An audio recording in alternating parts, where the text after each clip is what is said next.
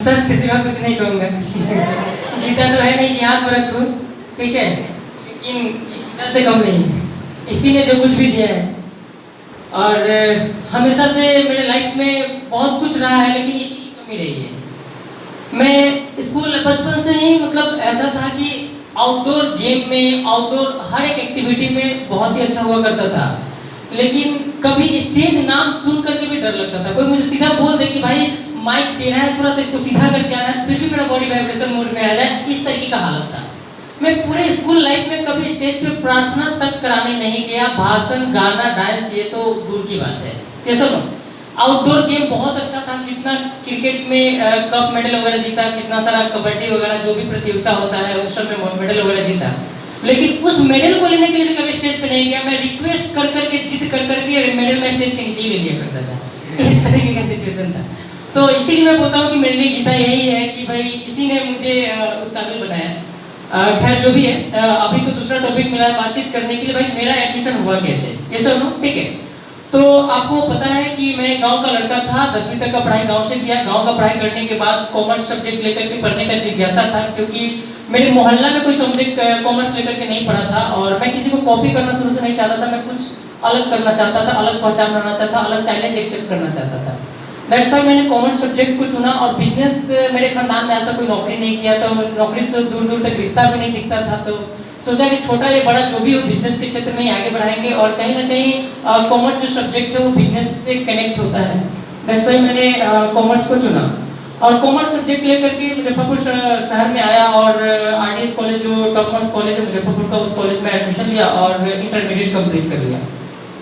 Intermediate complete करने के बाद मतलब कि मुझे और हायर एजुकेशन अर्जित करना था, जिसके लिए मैंने बीएचयू का, बनारस हिंदू यूनिवर्सिटी का पेपर दिया और उसको कंप्लीट करके ग्रेजुएशन पार्ट 1 में एडमिशन ले रखा था। इस तरीके से पढ़ाई चल रहा था। सीए करना था, तो सीपीटी कॉमन प्रोफिशिएंसी टेस्ट का मतलब चल रहा था ये सब चीज़। एक दिन एंट्री हुआ मेरे ही अकाउंट से क्लास में। सतीश सर नाम के टीचर थे जो कि ऑलरेडी चार्टर्ड अकाउंटेंट का प्रिपरेशन करते थे कभी, लेकिन बहुत मेहनत करने के बाद उनको क्वालिफाई नहीं हो पाया था, तो वो कोचिंग सेंटर खोल करके चलाते हैं भी, ठीक है। और उसी ट्यूशन में पढ़ा करता था और वहाँ पे एक इंसान का एंट्री हुआ जिसका नाम था मिस्टर रोमन। आज वो हमारे साथ नहीं है फिलहाल, लेकिन उनके लिए जोरदार ताली होना चाहिए। आज भाई वो ना होते तो हम कैसे होते ये सर, ठीक है। तो वो उनकी एंट्री हुई और उन्होंने बोला कि भाई हम भी कॉमर्स सब्जेक्ट लेकर के पढ़ाई करते हैं। मेरे बगल के सीट पे बैठ गए। स्मार्ट वैल्यू एसोसिएट थे भाई, तो दोस्ती करने में तो माहिर थे, क्योंकि उसी के लिए तो आए थे कोचिंग में। सच बात तो ये थी कि वो साइंस के स्टूडेंट थे, केमिस्ट्री पढ़ा करते थे। केमिस्ट्री ऑनर्स चल रहा था उनका, लेकिन वो सिर्फ पकड़ने के पॉइंट ऑफ व्यू से आए थे कि भाई कॉमर्स वाला में घुसेंगे, आज पकड़िए कैंडी, हाँ या ना। टीचर से भी बात कर लिए थे कि सर मेरा एक्चुअली एक छोटा भाई है जो कि मतलब कॉमर्स से पढ़ाई करता है, उसका एडमिशन दिलाना है और मैं आपका पढ़ाई देखना चाहता हूँ। सर भी बोलते कि चलो ठीक है, एक दिन क्लास करके देख लो, अगर आपको अच्छा लगता है तो आप अपने भाई को भेज सकते हो, ठीक है। वो मेरे बगल के सीट में आकर के बैठ गए और मुझसे बातचीत किए, दोस्ती कर लिए, नंबर शेयर कर लिए। उसके बाद घर गए तो हमसे फोन करके पूछ रहे घर पहुँच गए। भाई क्यों इतना फिक्र हो गया, ठीक है। हम भी बोले कि हाँ पहुँच गए। नाश्ता पानी हुआ? हाँ वो भी हो गया। अच्छा चलिए ठीक है, कल बात करते हैं। इस तरीके से उस दिन का बात खत्म हो गया। फिर नेक्स्ट डे हम लोग किसी बहाने से मिले, उतना अच्छे से याद नहीं वो सिचुएशन मुझे, किसी बहाने से मिले थे और फिर हम लोगों की बातचीत हुई। उस दिन भी उन्होंने मुझे कुछ नहीं बताया, बस क्लोज फ्रेंड बन रहे थे। वो धीरे धीरे कनेक्ट करने की कोशिश कर रहे थे मुझे कि भाई अजनबी से जान पहचान बड़ा कम से कम पहले बना लिया जाए, तब भरोसा दिखे, ये सुनो। उससे पहले एक और काम कर लिया उन्होंने कि इन सभी चीज़ों के दौरान उन्होंने मेरा डेरा देख लिया। एक दिन आगे डेरा पे थोड़ा कुछ किसी न किसी बहाने से, और डेरा वाला भी देख लिए और मुझे कनेक्ट करने की कोशिश करने लग गए। सडनली से एक दिन मुलाकात हुआ जब मैं अपने डेरा से बाहर निकल करके, बैचलर लाइफ था, सब्जी खरीद रहा था। सब्जी खरीदने के दौरान वो रास्ते से गुजर रहे तो उन्होंने मुझे देखा और मुझे नॉक किया। मैं भी रुका, बातचीत हुई। उन्होंने बोला कि अच्छा चंदन जी, आपसे को जहाँ तक मैं जानता हूँ कि आप बिजनेस को लेकर के सोचते हैं। सोचो कि उन्होंने इतने दिन में क्या किया। सबसे पहले मेरा डेरा देख लिया, पॉइंट है। सबसे पहले मेरा डेरा देखिए, मैं अजनबी इंसान था, जान पहचान कर लिया। तीसरा पॉइंट उन्होंने देखा कि मेरे चाहत को पकड़ लिया कि मैं चाहता क्या हूँ। ये सुनो, उनको पता चल चुका था कि मैं बिजनेस करना चाहता हूँ, बिजनेस के बारे में सोचता हूँ, तो उन्होंने उसी को कनेक्ट करते हुए मुझे इन्वाइट करने का प्रयास किया।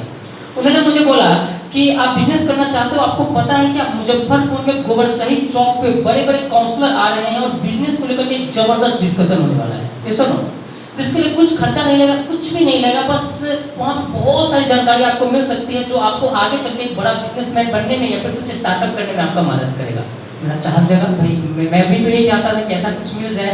जैसे ना करोड़पति बाप का बेटा तो है नहीं, करोड़ रुपये लगा करके कहीं इन्वेस्ट कर लेकर शुरू कर लेंगे, कुछ जीरो से शुरू करने का मौका मिल जाए, इससे बेहतर अपॉर्चुनिटी क्या हो सकती है। जैसा ना तो सिचुएशन मुझे मिल गया, मौका मुझे मिल गया, मैं तो किसी हाल में छोड़ने वाला था नहीं। मैं बोला तो आऊँगा, मैं क्या करना पड़ेगा भाई, तो आधार कार्ड का फोटो कॉपी चाहिए, फोटो चाहिए, 30 रुपया लगता था उस समय एंट्री फी, वो 30 रुपया चाहिए भाई वहाँ पे ये करने के लिए। बोले कि हाँ सब कुछ हो जाएगा, कोई दिक्कत नहीं है। ठीक है, सैटरडे का दिन था, संडे का मेरा इन्वाइट था।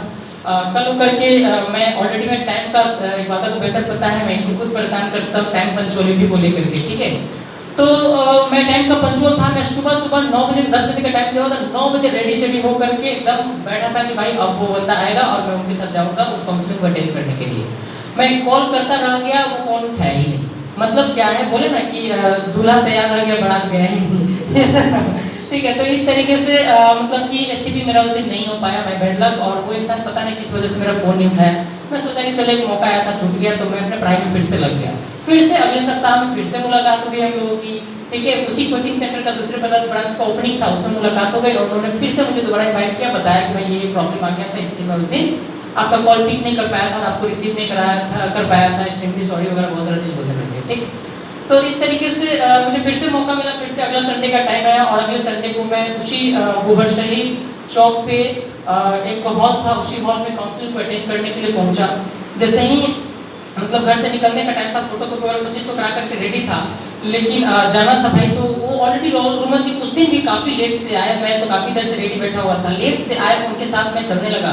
पापा एक साइकिल खरीद दिए थे, बड़ा वाला साइकिल, रेंजर साइकिल, मन था खरीदवाने का, लेकिन पापा बोले थे कि गांव का लड़का पहली बार गया शहर में पढ़ने के लिए, रेंजर साइकिल खरीद देंगे, पढ़ाई से ध्यान हटा के लड़की बाजी में कहीं घुस जाएगा। तो रेंजर साइकिल खरीद नहीं दिए थे, वही बड़ा वाला साइकिल था, थोड़ा पुराना भी हो रखा था। पहुंचते पहुंचते वहाँ पे क्या हुआ कि 2-3 बार रास्ते मेरा चैन उतरा, क्योंकि रास्ता भी खराब था और मतलब कि क्या बोलते हैं जल्दी जल्दी हम लोग जा रहे थे, 2-3 बार चैन उतरा, हाथ पूरा काला काला हो गया था। मतलब कि जब तक मैं वहाँ पे पहुँचा ग्रीस से, जब मैं वहाँ पे पहुँचा राकेश सर से फर्स्ट टाइम मतलब मैं उनको देखा कि राकेश नाम का भी कोई शख्स है जिससे इतना देर तक रोमन जी बात कर रहे थे, और मैं सोचता था बार बार कि वो इंसान है जो इतना इंपॉर्टेंस दे करके बातचीत हो रहा है। वो इंसान बोले, हम बोले क्या करना पड़ेगा, वो बोले कि फॉर्म भरना पड़ेगा। हम बोले कि चलिए भरते हैं। तो सर बोले कि काला हाथ से फॉर्म भरोगे जिंदगी काला हो जाएगा, ये वर्ड उन्होंने इस्तेमाल किया था, और बोले कि जाइए इधर से बेसिन है और जाकर के हाथ धो करके। मैं गया, हाथ धोया और उसके बाद फिर से आया, फॉर्म को भरा और जाकर के बैठा, वहाँ पे बहुत सारा डिसिप्लिन समझाया गया, फिर जाकर के बैठ गया, काउंसलिंग को अटेंड किया। और काउंसलिंग मतलब कि का तो पता नहीं, लेकिन शुरुआत में जो माइंडसेट करने के लिए आए थे, वो माइंडसेट करने के लिए आए थे राकेश सर, और उनका बॉडी लैंग्वेज, ड्रेसिंग सेंस और कॉन्फिडेंस, कम्युनिकेशन स्किल, ओवरऑल बोले तो एक जबरदस्त पर्सनालिटी, वही देख करके मैं डिसाइड कर लिया था कि भाई यही तो कमी है मेरे लाइफ में, ये सब ना एक प्लेटफॉर्म तो चाहिए ही चाहिए, ये सब ठीक है। और उसी समय निर्णय ले लिया, अपने आप को बोल दिया था कि मैं यहाँ पे एडमिशन लूंगा, मैं किसी और को नहीं बोला था। और पूरा काउंसलिंग अटेंड किया, जो कि गुवाहाटी के सर थे जिन्होंने काउंसलिंग को कंप्लीट किया, और बहुत ही ज़बरदस्त लगा काउंसलिंग, सब चीज़ अच्छा लगा। सबसे ज़्यादा चीज़ कनेक्ट होने के लिए मुझे जो प्रेरित किया, मैं ऑलरेडी कोर्स कर चुका था कंप्यूटर का, DFA diploma in financial accounting, जिसके लिए DCA टैली हार्डवेयर वगैरह मैं कर चुका था पहले ही, सर्टिफिकेट्स मेरे पास थे। ठीक है, मैं 1 साल तक पढ़ाया भी था एक कोचिंग सेंटर में फ्री में एक्सपीरियंस के लिए, लेकिन फिर भी मुझे लगा कि नहीं मतलब जो कोर्स मैंने किया है और यहाँ पे जो कोर्स है कहीं ना कहीं उससे ज़्यादा अपडेट है, दैट्स वाई मुझे करना चाहिए, जो मुझे आगे चल करके अगर मैं CA बन भी जाऊँगा तो एज ए प्रोफेशन काम करने में मदद करेगा। तो इस तरीके से मैं कोर्स को कंप्लीट करने का निर्णय लिया, लेकिन प्रॉब्लम आती है ना भाई, बाप बड़ा ना भैया सबसे बड़ा रुपया। मेरे घर में मेरे बहन की शादी की बात चल रही थी, पापा ने एक ही बात बोला कि एक बात बता, तेरे बहन का शादी करो कि तुम्हें पैसा दो, ये सुन लो, ठीक है। तो मैं भी पापा को डायरेक्टली एक बात बोल दिया कि हर महीने आप हमको पैसा देते ही हैं, आप क्या चाहते हैं कि जिंदगी भर हमको पैसा देना पड़े? अगर आप चाहते हैं कि वन टाइम हमको पैसा देना पड़े और आने वाले समय में पैसा ना देना पड़े, तो कल 2 घंटा समय निकाल करके मुजफ्फरपुर आ जाइए, फोन पे बात हुई थी पापा से, ठीक है। और नहीं तो फिर आप देते रहिए जिंदगी भर, मुझे क्या प्रॉब्लम है, हमको तो मिल ही रहा है आप जहाँ से दीजिए, ठीक है। तो पापा को भी कहीं ना कहीं ये बात लग गया कि भाई इतना कॉन्फिडेंस से बोल रहा तो जरूर कोई बात है। कल करके पापा भी मुजफ्फरपुर पहुंचे, सेंटर को विजिट किया, गवर्नमेंट को देखा, पापा ने सर से बात की, हर एक चीज़ समझने के बाद पापा को समझ में आ गया कि भाई इतना कम पैसा में इतना बेहतर इन्वायरमेंट हम नहीं दे सकते। और पापा चूंकि मेरे साइंस से ग्रेजुएट पर्सन है, साइंस एंड फिजिक्स ऑनर्स उन्होंने किया है अपने ज़माने में, तो उनको समझ में आता है भाई कि डिग्री और एक्सपीरियंस में क्या फ़र्क होता है, ये सब, ठीक है। तो इस तरीके से मेरा मतलब कि 2000 रुपये जमा करके पापा ने रजिस्ट्रेशन करवा दिया और बाकी का जो पैसा बचा वो पैसा उन्होंने बोला कि भाई मतलब मुझे थोड़ा टाइम दीजिए सर, मुझे पैसा अरेंज करने में टाइम लगेगा। ठीक है, 12 तारीख को मैं काउंसलिंग देखा था, 14 तारीख को शायद मेरा रजिस्ट्रेशन कंप्लीट हो गया। सर बोले थे कि 10 दिन का हमको समय दीजिए, पैसा जमा कर देंगे। 16 के बाद 26 तारीख को पहला डेट आता है कि भाई 26 तारीख को पैसा जमा करना पड़ेगा। और जैसा कि सोनू सर ने बता करके दिया था कि दरभंगा में पहली बार सुशांत धर का ट्रेनिंग था 26 दिसंबर 2015 को। ठीक है, उसी 26 दिसंबर 2015 को मैं पॉकेट में 11,000 रुपया ले करके और दरभंगा शहर में पहली बार आया था उस ट्रेनिंग को अटेंड करने के लिए, जिस समय विक्रम भैया को पहली बार सिल्वर कॉइन्स मिला था उसी स्टेज पे, है ना। ठीक है, तो उसी समय पे super smart kit Satish ji को पहली बार मिला था। ठीक, तो उसी दिन काउंसलिंग अटेंड किया था। 28 तारीख को एक्चुअली मेरा एडमिशन हुआ है, लेकिन 2 दिन पहले ही 26 तारीख को मैं सुशांत का ट्रेनिंग अटेंड कर लिया। और इस तरीके से मुझे ये प्लेटफॉर्म मिल गया और यहाँ से अपने आप को इम्प्रूव करने का मौका मिला।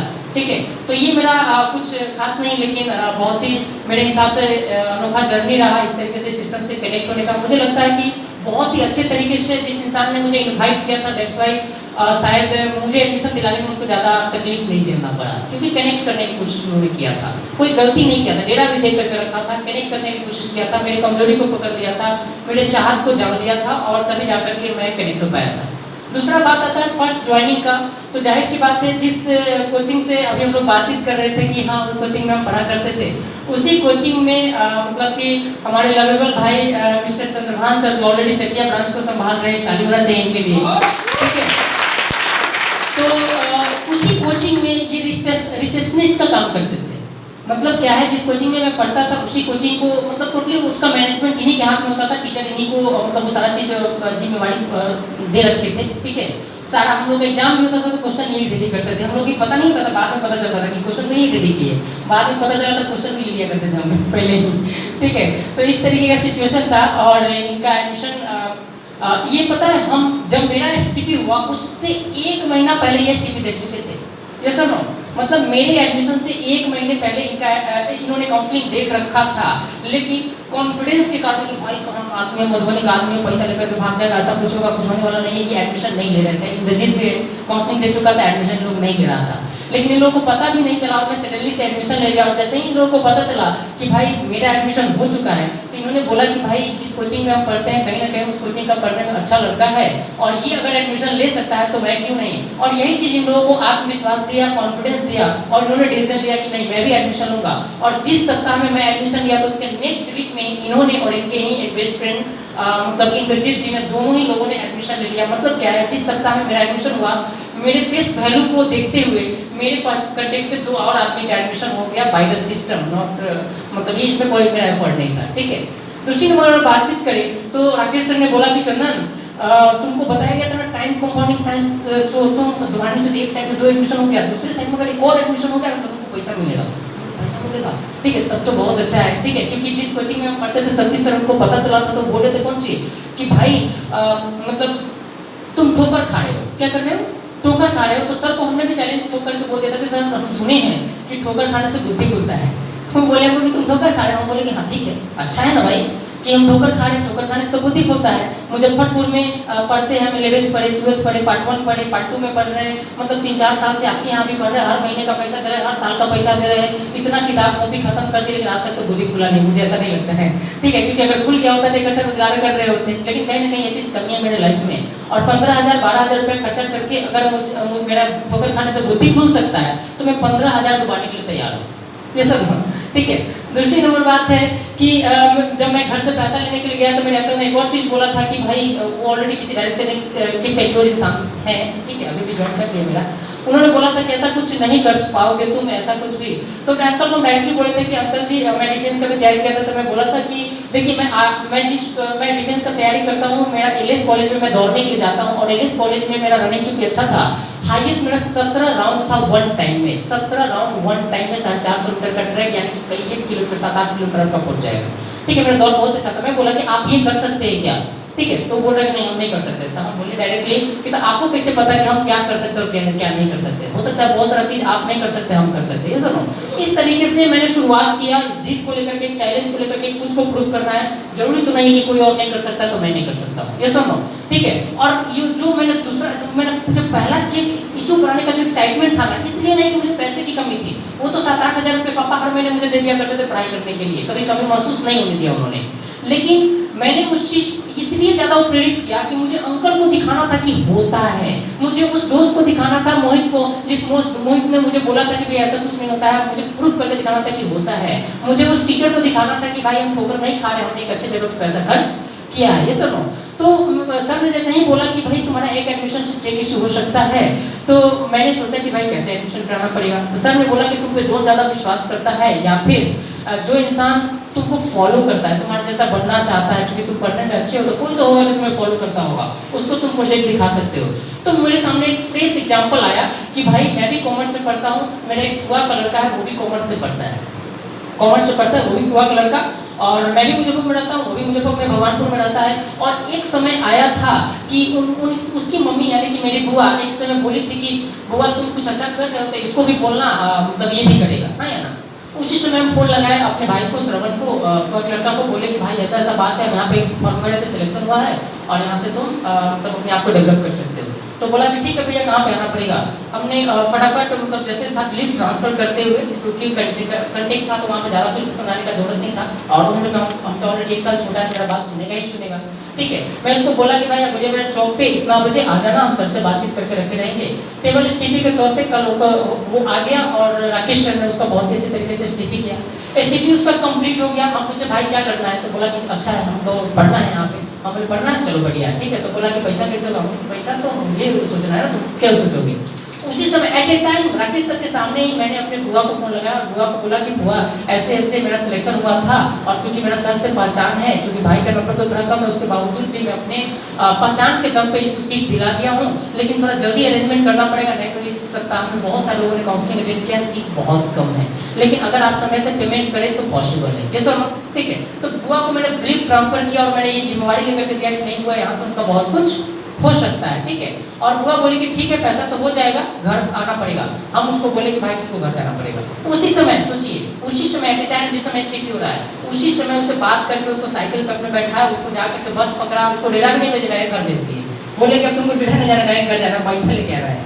कल ले रात में लड़का घर गया, सुबह सुबह बोले कि खाना खाने से पहले आना पड़ेगा, खाना तुम्हारा यहाँ बन के तैयार रहेगा। सुबह सुबह 8 बजे पैसा लेकर के पहुंच चुका था, मतलब आज इस शाम में एसटीपी हुआ और कल सुबह में पेमेंट लेकर के आ गया। इसको बोलते हैं हॉट कंटेक्ट से इनवाइट, ये सब जहाँ पे आपका बिलीव और फेस वैल्यू आपका काम करता है, हाँ या ना, ठीक है।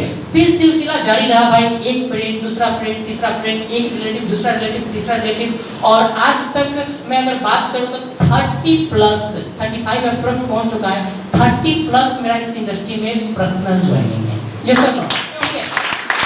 दूसरी नंबर बात करें पर्सनल ज्वाइनिंग, अगर आपको लगता है कि पर्सनल ज्वाइनिंग निकालने के लिए हमको रोड पे उतर के ही हम निकाल सकते हैं, तो ये बिल्कुल गलत सोच है, ये सुनो, ठीक है। पर्सनल ज्वाइनिंग मैंने निकाला अपने फ्रेंड सर्कल से, पर्सनल ज्वाइनिंग मैंने निकाला अपने फेस वैल्यू को देखते हुए, पर्सनल ज्वाइनिंग मैंने निकाला अपनी कोचिंग सेंटर से। हाँ, 1-2 बार मुझे ऐसा जरूरत महसूस हुआ कि मुझे और नया कंटेंट निकालना चाहिए, तो मैं इस चीज़ को तो बिल्कुल भी नहीं किया कि मैं रोड पे उतरूँ या फिर सर्वे में जब वैसा ऐसा नहीं बोल रहा हूँ, मैंने इंटेंशन ये नहीं कि आपको ऐसा नहीं करना चाहिए, ये सुनो, ठीक है। सिचुएशन वाइज सब बेहतर है, लेकिन क्या है कि मैंने क्या किया उस समय, मुझे याद आया कि भाई मेरा दोस्त मुझे कैसे पकड़ा था। मेरा दोस्त पकड़ा था मतलब डेमो क्लास करके, मैं भी डेमो क्लास करूंगा। मैं भी ऐसा करता था, इस ट्यूशन में गया, 5 दिन पढ़ा और जिस दिन सर पैसा मांगे छोड़ दिए।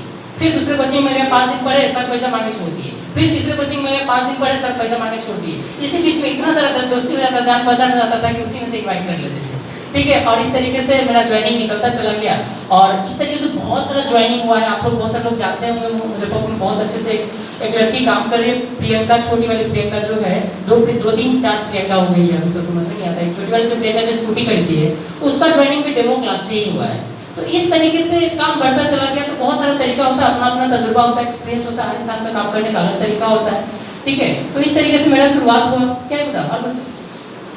ठीक है, तो थैंक यू पेशेंसफुली मेरी बातों को सुनने के लिए। और डेफिनेटली अगर इन चीज़ों को आप अपनी लाइफ में अप्लाई करेंगे तो आप भी एक बेहतर रिजल्ट लेकर के आ सकते हैं। ठीक है, और कोई भी टारगेट कोई बड़ा टारगेट नहीं होता है, प्रॉपर प्लानिंग के साथ काम कीजिए, हर बड़ा से बड़ा टारगेट को अचीव कर सकते हैं। Thank you for